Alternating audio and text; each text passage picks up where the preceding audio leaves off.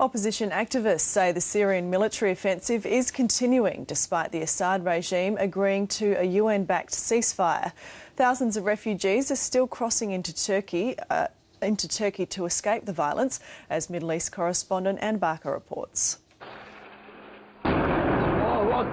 This dramatic amateur video posted online shows the shelling and bloodshed in Syria continues unabated, despite President Bashar al-Assad's promise to abide by a UN-backed ceasefire. Syria claims it's already pulling its troops and tanks off the streets in line with the demands of Kofi Annan's peace plan, but the situation on the ground shows a different story. In the heart of Damascus, opposition activists report large numbers of pro-government forces engaged in all-out war. In the suburb of Douma, black smoke and heavy gunfire also suggest the crackdown continues.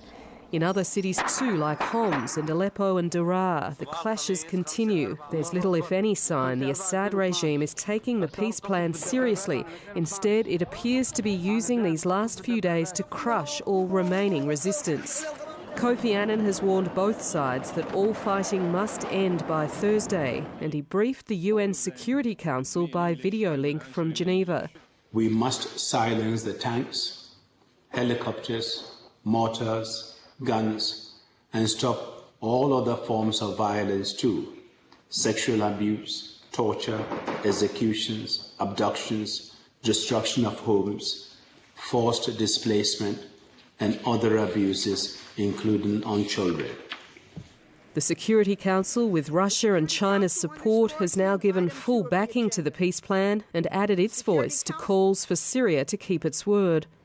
The Security Council calls upon the Syrian government to implement urgently and visibly its commitments, as it agreed to do in its communication to the envoy of 1 April.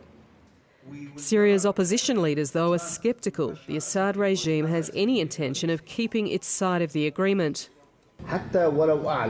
Even if it announced its acceptance of the Kofi Annan initiative, we believe it is an attempt to buy time and an attempt to reorganise the military. Bashar al-Assad will not adhere to the ceasefire, and Bashar al-Assad has, since the beginning of the revolution, been in charge of the only side that fired against the people.